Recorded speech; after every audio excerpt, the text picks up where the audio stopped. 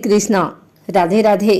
आइए सुनते हैं अमावस्या और पूर्णिमा, दो बहनों की यह कथा। एक राज्य में एक राजा और एक रानी रहते थे, जिनकी 4 संतानें थी, 2 लड़के और 2 लड़की। एक लड़की का नाम पूर्णिमा तथा दूसरी लड़की का नाम अमावस्या था। पूर्णिमा घर के कामों में निपुण थी और घर का पूरा काम करती थी और भगवान की पूजा अर्चना भी किया करती थी। इसके अतिरिक्त वह गौ माता की सेवा भी करती थी। और उसकी दूसरी बहन अमावस्या ना ही घर का काम करती थी, ना ही भगवान की पूजा अर्चना करती थी और ना ही गौ माता की सेवा करती थी।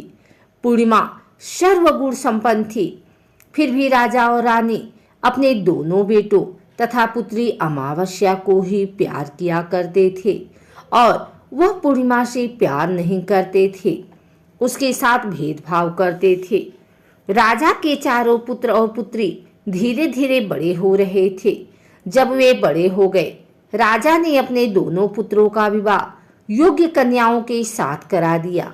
इसके बाद रानी ने राजा से कहा कि अब दोनों पुत्री विवाह के योग्य हो गई हैं और इन दोनों का विवाह भी करा दो।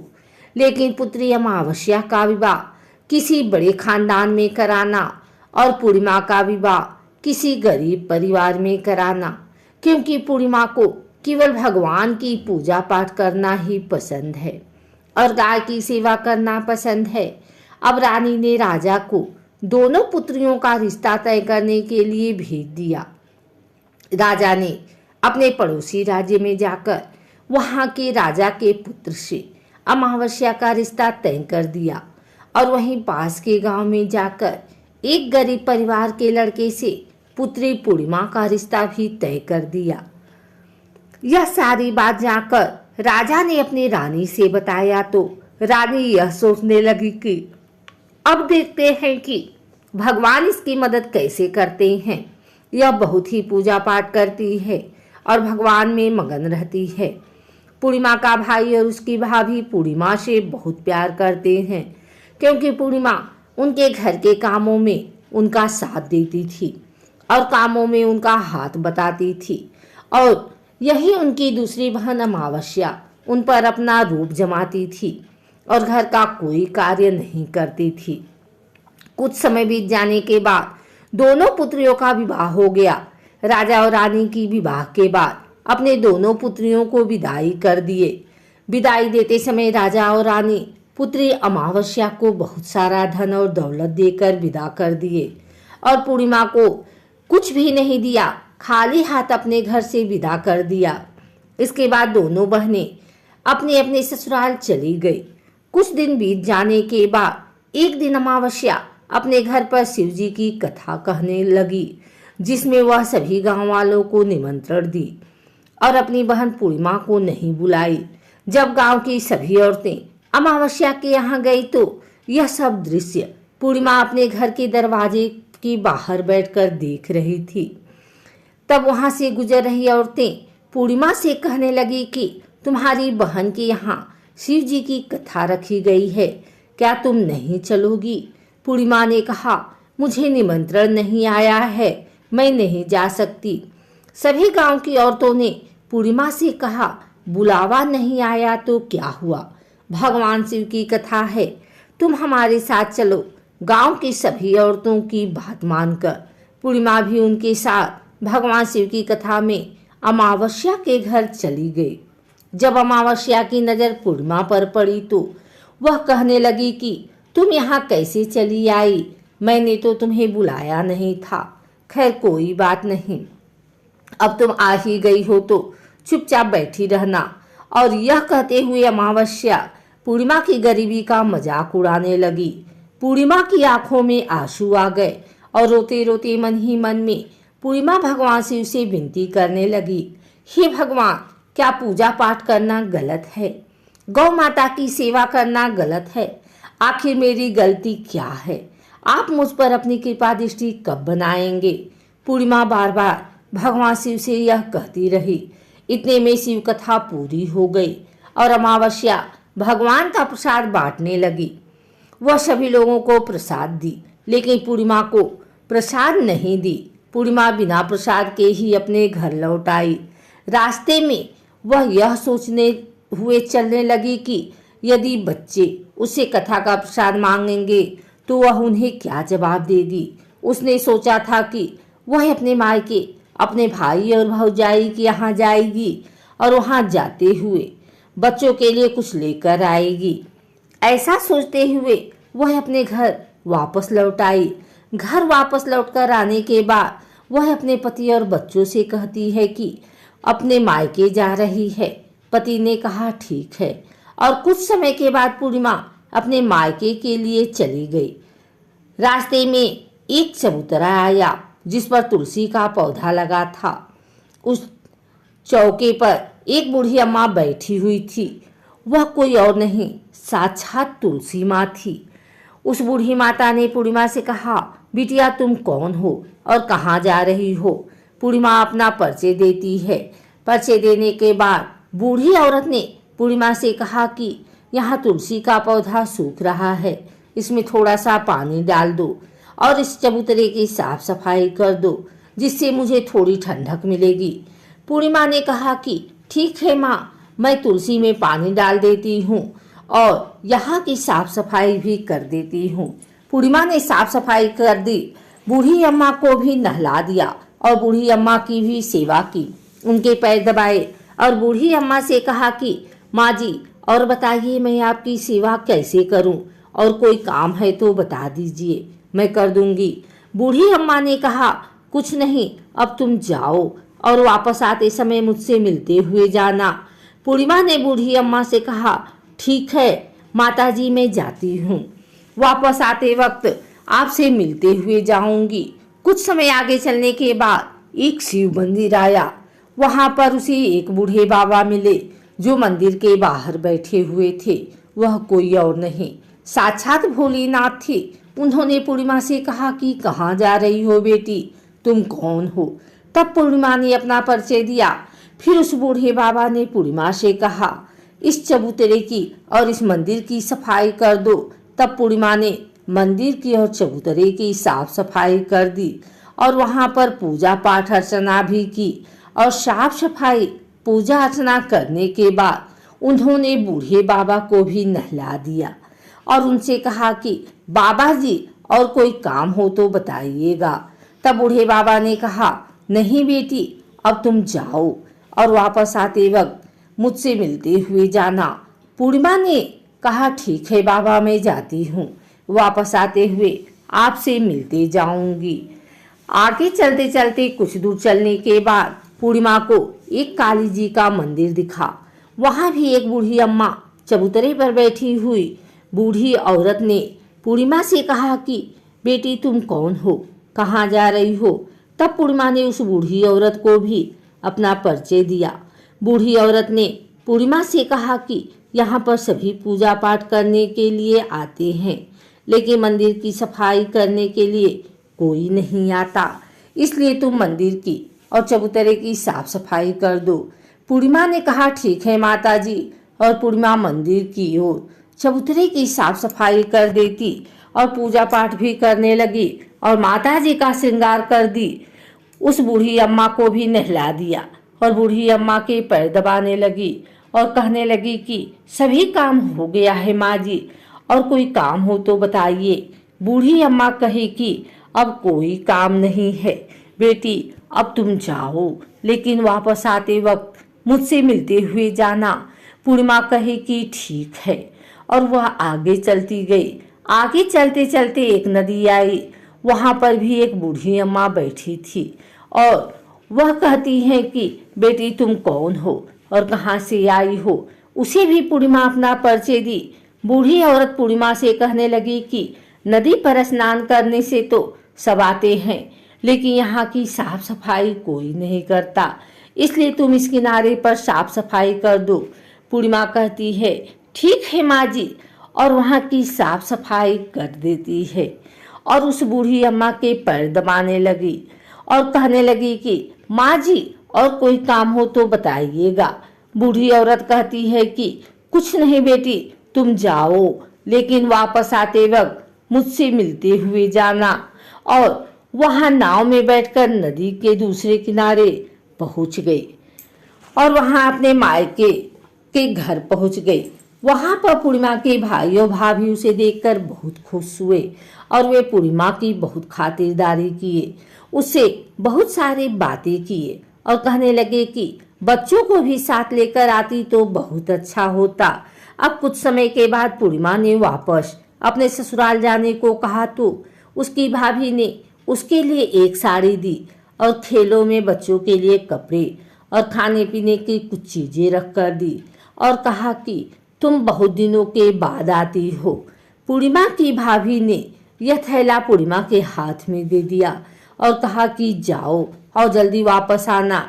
इसके बाद पूर्णिमा वहां से अपने ससुराल के लिए चली गई और उसी की नदी के किनारे पहुंची और नाव में बैठकर दूसरे किनारे पर उतर गई। वहां पर उतरने के बाद उसे वही बूढ़ी अम्मा मिली जो साक्षात गंगा मैया थी। उस बूढ़ी अम्मा ने पूर्णिमा को एक थैला दिया और कहा कि इसे तुम अपने घर जाकर ही खोलना। अब पूर्णिमा के पास बहुत थैले हो गए थे। उन्हें लेकर पूर्णिमा वहां से चली गई। आगे कुछ दूर चलने पर काली माँ का मंदिर आया। वहां पर काली माँ बूढ़ी माँ के रूप में विराजमान थी। उन्होंने कहा कि आ गई बेटी पूर्णिमा। पूर्णिमा ने कहा हाँ माँ जी, मैं आ गई। काली माँ ने उसे एक थैला दिया और कहा कि तुम यह थैला अपने घर ले जाकर खोलना। अब पूर्णिमा के पास 3 थैले हो गए थे। तीनों थैले लेकर पूर्णिमा आगे बढ़ी। कुछ दूर जाने पर शिव जी का मंदिर आया, जहां बूढ़ी बाबा के रूप में शिव जी स्वयं विराजमान थे। बूढ़ी बाबा ने कहा पूर्णिमा वापस आ गई। पूर्णिमा ने कहा हाँ बाबा, मैं वापस आ गई। बूढ़े बाबा ने पूर्णिमा को एक थैला दिया और कहा कि यह थैला तुम घर जाकर ही खोलना। पूर्णिमा ने कहा ठीक है। अब पूर्णिमा के पास 4 थैले हो गए। अब पूर्णिमा 4 थैले पहले लेकर आ गई। उसने एक पुरानी साड़ी निकाली और उन सभी थैलों को एक गड्ढा बना लिया और सर पर रखकर वहां से चली गई।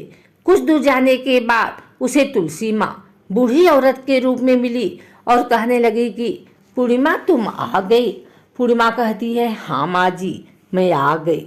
वह बूढ़ी औरत भी उसे एक थैला देती है और कहती है कि यह थैला तू अपने घर जाकर ही खोलना। पूर्णिमा कहने लगी कि ठीक है माँ जी। अब पूर्णिमा के पास 5 थैले हो गए। पूर्णिमा वहां से चली गई तो वापस अपने घर पहुंच गई। पूर्णिमा ने थैलों को नीचे रखा और सबसे पहले अपने मायके के थैला खोलकर देखने लगी। उसमें बच्चों के लिए अच्छे अच्छे कपड़े और खाने पीने की चीजें थी और उसने कुछ गहने भी थे। पूर्णिमा ने कपड़े अपने बच्चों को दे दिए और खाने पीने की चीजें भी बच्चों को दे दी। बच्चे यह सब पाकर बहुत खुश थे। अब पूर्णिमा ने दूसरा थैला खोला जो उसे गंगा मैया ने दिया था। उसमें ढेर सारे हीरे जवाहरात, सोना चांदी आदि था।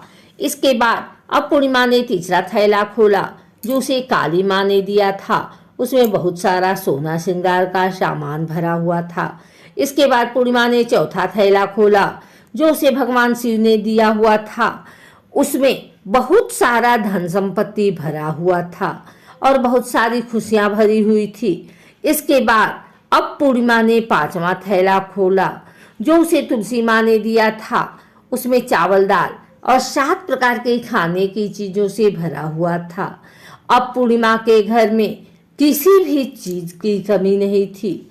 उसका घर धन धान्य से भरा हुआ था और परिपूर्ण था। अब पूर्णिमा और उसका परिवार सुख में जीवन व्यतीत करने लगा। पूर्णिमा के मन में विचार आया कि क्यों न शिव जी की कथा कराई जाए और शिव जी की कथा में एक कार्यक्रम रखा। पूर्णिमा ने गांव के सभी लोगों को निमंत्रण दिया और घर घर जाकर सभी लोगों को बुलाया। पूर्णिमा अपनी बहन अमावस्या के घर गई और अमावस्या को भी शिव जी की कथा के लिए उसने अपने घर पर बुलाया। जब अमावस्या पूर्णिमा के घर शिव जी की कथा में आई तो उसने देखा कि पूर्णिमा के घर में किसी भी चीज की कोई कमी नहीं है। इतना सारा धन दौलत देखकर अमावस्या आश्चर्यचकित हो गई। उसने पूर्णिमा से कहा कि तुम्हारे घर में इतनी धन और दौलत कहाँ से आई? पूर्णिमा ने कहा, देखो बहन, तुमने शिव जी की कथा में मुझे नहीं बुलाया था, फिर भी मैं चली आई और तुमने मुझे प्रसाद तक नहीं दिया और मेरी गरीबी का मजाक भी उड़ाया। उसके बाद मैंने अपने घर आकर मन ही मन सोचा कि अपने मायके जाऊंगी और मैं अपने मायके चली गई और जो कुछ घटना इस बीच हुई वह सभी घटना अपनी बहन अमावस्या को बताने लगी। अमावस्या कहने लगी कि तुम ही मुझे प्रसाद मत दो और मुझे डांट लो, लेकिन पूर्णिमा ने कहा कि यह तो भगवान का प्रसाद है, मैं तो सबको दूंगी और तुम्हें भी दूंगी। फिर भी अमावस्या ने प्रसाद नहीं लिया और वह सीधे अपने घर चली गई। घर जाकर अपने बच्चों से कहकर वहां से अपने मायके जाने के लिए तैयार हो गई और मायके के लिए निकल गई। उसे भी रास्ते में चलते चलते तुलसी माँ मिली। चबूतरे पर बूढ़ी माँ के रूप में बैठी हुई थी। बूढ़ी माँ ने अमावस्या से कहा कि बेटी, कौन हो तुम और कहाँ जा रही हो? अमावस्या ने अपना परिचय दिया। बूढ़ी माँ ने कहा, बेटी, यह तुलसी का पौधा सूख रहा है, इसमें थोड़ा सा पानी डाल दो और इस चबूतरे की साफ सफाई कर दो। इस पर अमावस्या ने कहा, बुढ़िया, तुझे दिखाई नहीं दे रहा कि मैंने इतनी महंगी साड़ी पहन रखी है, यह गंदी हो जाएगी। ऐसा कहकर वह वहां से आगे चली गई। आगे जाने पर उसे भगवान शिव मिले, जिसे उसने ऐसा ही कहकर उसके बाद आगे जाने पर उसे काली माँ मिली। उसने यही सारी बात उनसे भी कहा। उसे गंगा माँ मिली, उसने यही सब कहा और आगे चली।